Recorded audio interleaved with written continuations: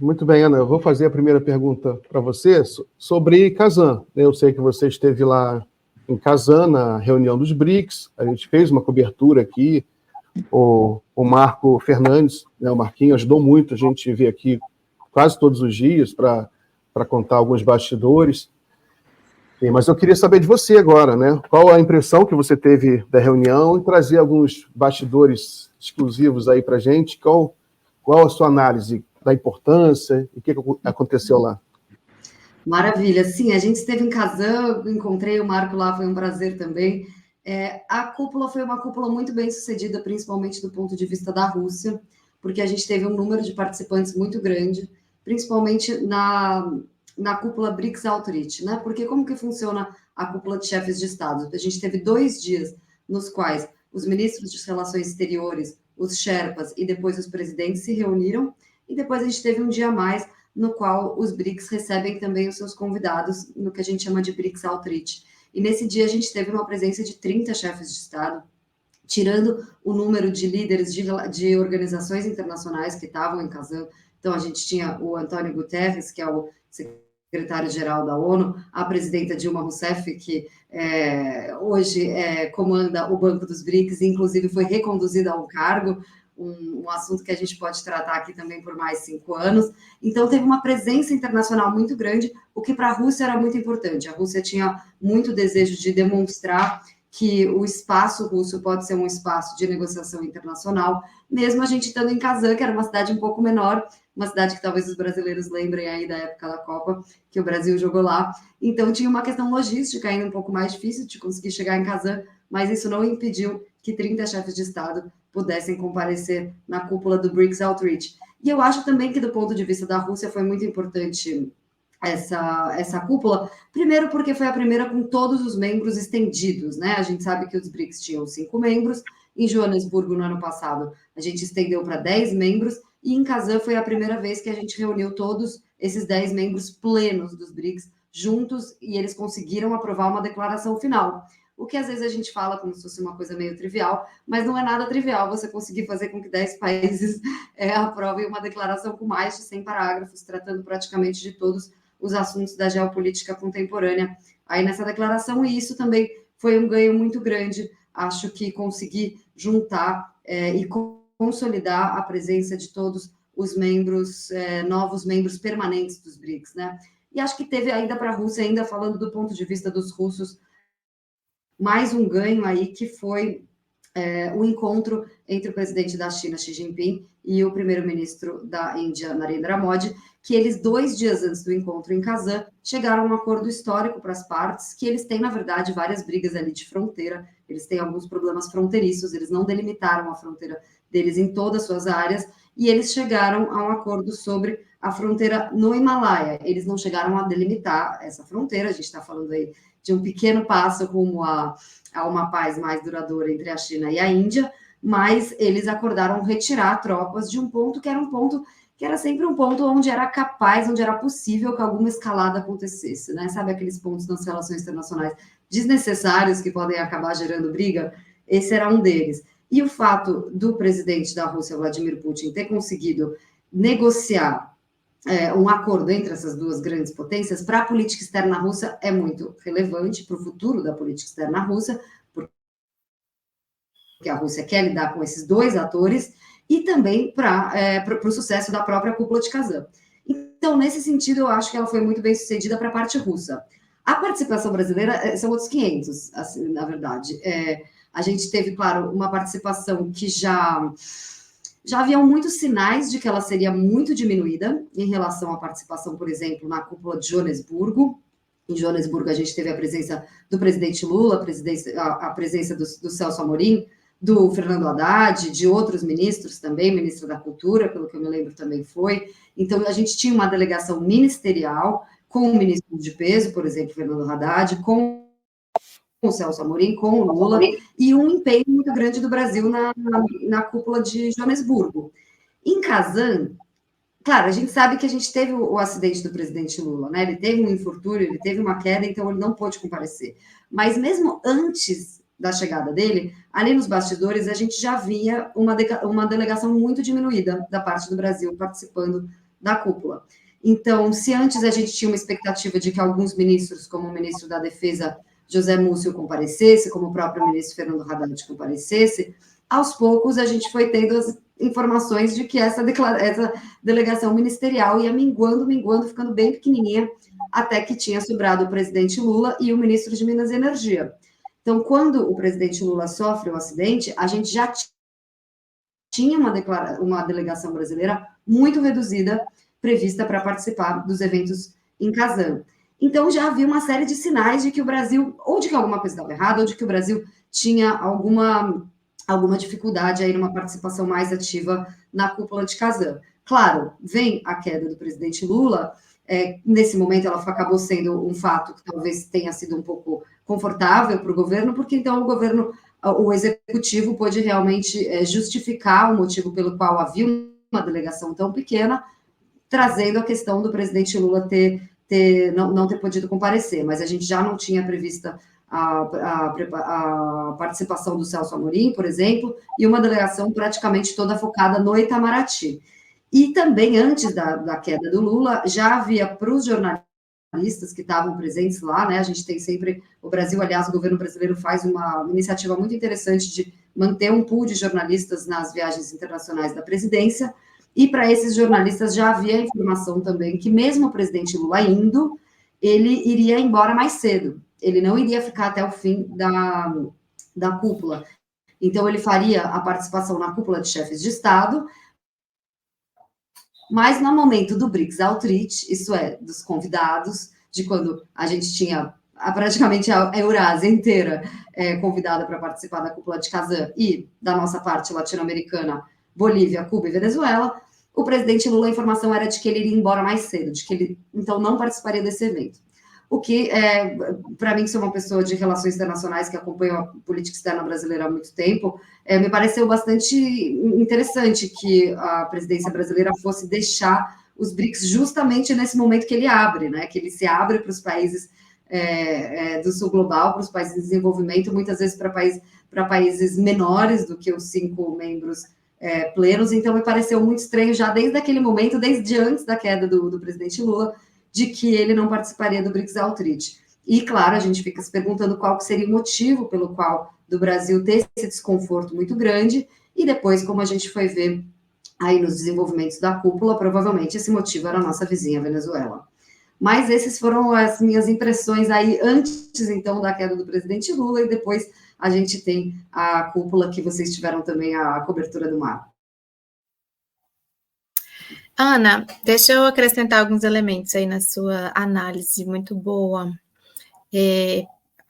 Para mim, particularmente, parece que o tema Venezuela não é o único motivador dessa participação, diferente da de Joanesburgo, para falar assim, né?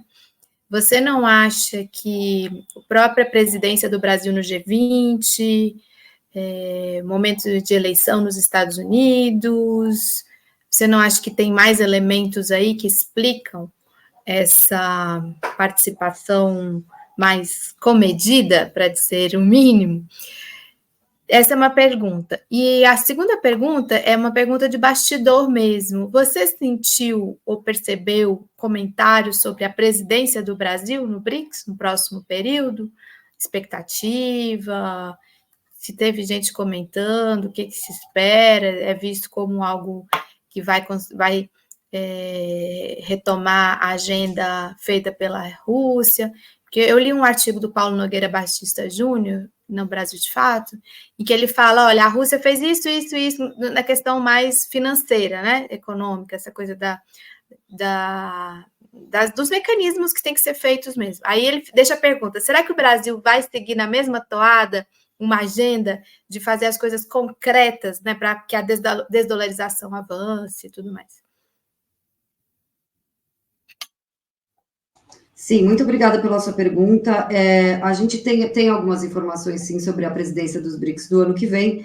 O Lula chegou a anunciar o lema da presidência no discurso que ele fez por videoconferência e realmente dizer que ele tinha uma intenção muito grande de fazer com que algumas agendas do G20, que o Brasil colocou durante a sua presidência do G20, passassem. Então, aí para os BRICS, ele falou da questão da Aliança do Combate à Fome do G20 e pediu para que os países dos BRICS também se juntassem. Então, a gente tem a expectativa de que a gente vá ter aí, talvez, uma certa linha de continuidade entre a presidência dos G20 e dos BRICS, e, pelo que dizem as autoridades brasileiras, pelo menos de maneira pública, também uma continuidade no tocante à presidência russa, numa busca de um sistema de pagamento em moeda local para comércio intra-BRICS, né? Então, aí não uma moeda única, não um sistema SWIFT alternativo e tal, mas realmente aí um sistema de moedas locais que, como disse o ministro das Relações Exteriores do Brasil durante a cúpula de Kazan,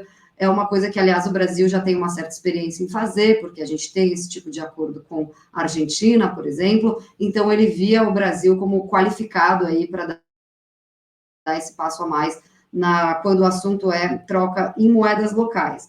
Então, a gente tem essas expectativas de temas, mas uma expectativa também de calendário, né? Porque a gente já tem marcada, então, praticamente marcada a cúpula dos BRICS do ano que vem sobre a presidência brasileira, e ela vai ser feita no meio do ano, né? Ela vai ser feita em junho, no final de junho, começo de julho, porque o Brasil vai receber a COP em Belém do Pará no segundo semestre, e por isso preferiu, então, eles dizem que não é uma redução das atividades do Brasil dos BRICS, o fato de que vai ser no primeiro semestre. Eles dizem que é simplesmente uma questão por causa da COP e que as atividades da presidência vão, sim, ser realizadas durante todo o ano, mas a cúpula de chefes de Estado vai ser feita já no primeiro semestre. Mas vai ser engraçado, isso vai ser uma coisa que a gente vai ter que ver como é que vai ficar, porque você vai negociar a declaração final em junho, e depois você vai continuar a presidência, vai ser um fato inédito, essa que é a verdade, o fato da gente ter aí esse gráfico menorzinho. Mas Joanesburgo não foi julho também? Joanesburgo não foi julho? Não, eu acho que Joanesburgo não. Não, acho que foi também setembro, agosto, outubro, né? Foi agosto. Eu tive lá também, foi setembro ou outubro, não foi muito já no fim do ano, mas foi no segundo semestre, com certeza, final de agosto, no mais, ou final de agosto, setembro, outubro, acho que setembro foi, na verdade. Mas então vai ser uma coisa inédita a gente ter esse gráfico aí tão pequeno, mas, por um outro lado, tem uma questão positiva, que é, no final da cúpula de Kazan, a gente tem aí, como todos nós sabemos e discutimos a exaustão, os membros que foram convidados para entrar na categoria de países sócios dos BRICS, e agora, depois que foi não oficialmente declarada a lista de países que vão ser convidados, a Rússia tem que fazer toda essa negociação até o final da presidência dela, para ver se esses países querem entrar ou não querem entrar, etc. E há uma expectativa de que a Rússia não vai conseguir terminar essas negociações só até dezembro, então seria bom, já que o Brasil já pegasse essas negociações e aí já finalizasse elas em junho. Então, também a gente tem esse argumento em prol aí da gente fazer essa cúpula um pouquinho mais cedo. Mas aí, já trazendo um pouco para a sua outra pergunta, que é talvez os outros motivos pelo qual o Brasil tenha diminuído um pouco a sua participação aqui em Kazan, o fato da gente ter uma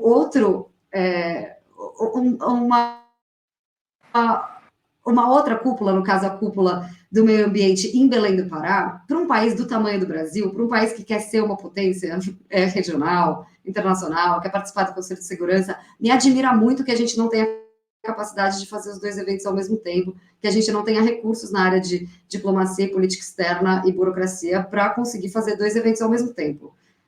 Principalmente se a gente se coloca como um país candidato ao Conselho de Segurança da ONU, etc.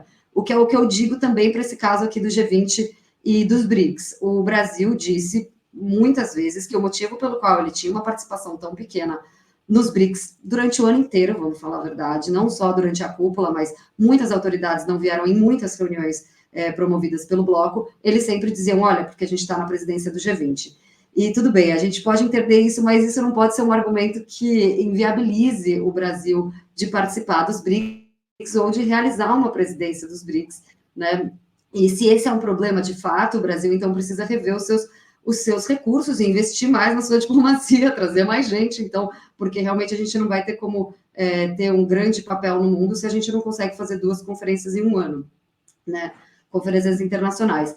No caso dos outros motivos pelos quais o Brasil pode ter diminuído um pouco a sua participação aqui em Kazan, a gente viu que, por exemplo, o Haddad, ele não veio porque tinham reuniões do FMI e do Banco Mundial na mesma data.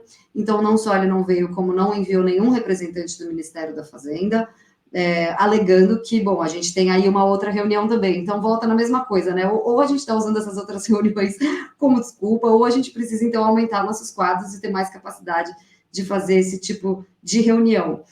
No que diz respeito às eleições no EU, nos Estados Unidos, eu espero que esse não seja um motivo pelo qual o Brasil reduza sua participação nos BRICS. Eu espero que a nossa política externa não seja definida por causa das eleições nos Estados Unidos, até porque o Brasil é um país membro permanente dos BRICS, que deve estar totalmente engajado no futuro desse bloco, que é um bloco que a gente fundou, principalmente se a gente for pensar na questão do Banco dos BRICS, que a Dilma Rousseff estava aqui, trouxe um relatório. O Banco dos BRICS acabou ganhando uma envergadura muito maior do que o normal aí no mandato da Dilma Rousseff, e me pareceu raro que o Ministério da Fazenda não tenha vindo prestigiar e tentar também influenciar os rumos que o Banco dos BRICS vai tomar. Então, realmente, a ausência do Haddad foi uma pena aqui na cúpula de Kazan.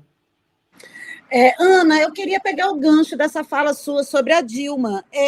Como é que está aí nos bastidores a permanência dela na presidência dos BRICS? Me parece que existe aí uma questão de geopolítica mesmo, né? Que a Rússia é meio amarrada, seria uma alternativa de continuar. O que você ouviu aí sobre essa possibilidade da permanência da presidenta Dilma? Sim, o que a gente vê é uma possibilidade dela permanecer por mais 5 anos na presidência do banco, o que é um período prolongado, aí já mais de longo prazo, no qual ela poderia realmente fazer metas, dobrar a meta, né? Ela poderia atingir metas e dobrar metas em 5 anos, é um período bom para ela. E esse convite, essa possibilidade foi estendida pelas autoridades russas. Por quê? Porque a presidência do Banco dos BRICS agora era brasileira e ela vai passar para a presidência russa. E como o próprio presidente Putin falou abertamente durante a cúpula em Kazan, o fato da Rússia estar sob sanções econômicas e o fato de, eventualmente, um presidente russo do banco cair sob sanções econômicas ou ser uma autoridade que já esteja sob sanções econômicas pode gerar problemas para o banco, né? Esse é um banco que, apesar de todas as inovações que ele tem em função da sua fundação, em função do seu papel geopolítico, ele é um banco que depende ainda dos fluxos de capitais internacionais, das agências de rating, se elas acham que esse banco é legal ou não é legal, etc. E, como a gente sabe, uma presença russa, um país que está sobre sanções, sobre um pacote de sanções inédito na história, realmente poderia trazer algum tipo de problema para o banco. E as autoridades russas reconhecem isso e, por isso, fizeram esse convite para que a Dilma ficasse. A Dilma fez uma série de visitas a Moscou e a São Petersburgo nesse ano, então tudo indica que essas negociações não foram feitas em Kazan, que elas foram feitas antes, ou pelo menos estão sendo feitas já há um tempo, e ela também teve aí, antes desse anúncio de que ela seria convidada para ficar mais 5 anos, ela foi condecorada pelo presidente chinês Xi Jinping, o que demonstra bastante prestígio aí por parte da ex-presidenta Dilma Rousseff aqui na Eurásia, digamos assim. Durante a cúpula de Kazan, ela era convidada nos jantares, ela sentava junto com o presidente Putin, com o presidente Xi, então parece que houve aí uma concertação muito grande, tanto em termos de agenda, né? A Dilma Rousseff, ela tem algumas metas importantes para o banco, que ela tinha essas metas agora para o mandato dela, então agora ela tem mais 5 anos para cumprir, que é realmente o aumento não só dos empréstimos do banco, mas fazer com que o banco também só empreste em moedas locais, que ele não utilize o dólar nem na hora de emprestar, o que não é necessariamente o que acontece hoje em dia, e que vai exigir aí do banco uma expertise técnica bastante grande. Mas, bom, pelo visto, ela tem a confiança aí dos seus pares para continuar o trabalho. Vamos ver como é que a Dilma vai aguentar mais 5 anos de Xangai, então. Muito bem. Ana, queria fazer uma pergunta sobre a guerra na Ucrânia. Eu queria saber se você tem novidades sobre a incursão em Kursk e sobre a guerra de forma geral. Sim, as notícias do front, né? Hoje, como eu disse para vocês, foi a primeira neve aqui, então a gente deve esperar aí que os acontecimentos de agora no front, em breve, talvez em algumas semanas, cheguem aí numa certa parada para esperar o inverno acabar. Então, agora é um momento muito importante, um momento de meio que uma última retomada, um último avanço no front. E o que a gente está vendo agora é que outubro de 2024 foi o mês em que a Rússia mais avançou territorialmente desde o verão de 2022. Essas informações são do New York Times, na verdade. Eles fizeram um gráfico em relação aos ganhos territoriais e chegaram à conclusão de que outubro foi o mês em que a Rússia avançou mais. E isso é muito atípico, por um lado, porque essa guerra, como a gente dizia bastante, era uma guerra de trincheira, uma guerra na qual as manobras são muito complicadas. Nunca haviam avanços muito rápidos nessa guerra. Ela sempre avançava muito devagar, com custos muito altos para as duas partes. A gente tem uma guerra que às vezes lembra muito a Primeira Guerra Mundial, mas, por outro lado, ela tem drones. Então, o campo de batalha é muito transparente. Isso é, tudo que uma parte faz, a outra vê. Então, qualquer tipo de avanço é muito complicado. Qualquer tipo de avanço vai gerar muitas baixas e exige muito planejamento das duas partes. Então, o que a gente via até agora era realmente uma guerra muito truncada. E, de uns meses para cá, principalmente agora em outubro, a gente está vendo um avanço muito mais rápido. E isso se dá por alguns motivos. Primeiro que, na verdade, desde o começo do ano, a Rússia fez alguns ganhos importantes. Por exemplo, a Avdiivka, não sei se vocês lembram do nome dessa cidade que ficou aí nos noticiários no começo desse ano, e agora, já um pouco mais perto de outubro, uma cidade que chama Vuhledar, que era uma cidade que a Rússia tentou avançar sobre ela várias vezes desde 2022 e não tinha conseguido, e agora finalmente vai fazer algumas semanas já, agora eu não lembro exatamente quantas, eles conseguiram avançar sobre Vuhledar, e Vuhledar é uma cidade que geograficamente ela é muito mais alta do que o resto do terreno, então ela te dá um acesso ao Donbass muito mais facilitado. O que acontece é que as linhas de defesa mais fortes da Ucrânia, que a Ucrânia se preparou mais fortemente no Donbass, elas já estão sendo ultrapassadas em algumas áreas, e nas áreas nas quais elas são ultrapassadas, a Rússia aí consegue avançar mais rapidamente. Um dos motivos pelo qual essa linha acabou ficando talvez mais fácil de avançar foi a entrada dos ucranianos em Kursk. Kursk é uma região russa, e os ucranianos fizeram, agora não me lembro exatamente, acho que é julho, fizeram uma incursão, uma contraofensiva e ocuparam uma parte pequena do território, mais uma parte do território da região de Kursk. Só que para fazer essa ofensiva em Kursk, aparentemente foi necessário não só uma mobilização de muitos soldados de outras áreas do Donbass, mas talvez dos melhores soldados, dos soldados mais bem treinados, das melhores unidades que eles tinham. E a ideia dos ucranianos, aparentemente, era que os russos tivessem que fazer o mesmo, tirar uma parte dos seus soldados do Donbass e realizar a contraofensiva em Kursk. Só que os russos acabaram não fazendo isso, eles acabaram, inclusive, até aceitando ali que uma parte pequena do território de Kursk ficasse sob uma ocupação bem temporária, e continuaram a lutar da maneira que eles estavam lutando antes, isso é, dando prioridade para a região do Donbass. Agora o que a gente tem é que a região de Lugansk já está praticamente ocupada e falta uma parte aí, então, da região de Donbass. Então, os russos acabaram não fazendo essa transição que os ucranianos esperavam, mas os ucranianos ficaram, sim, com essa linha de defesa um pouco mais fragilizada, o que permitiu, então, esse avanço russo agora.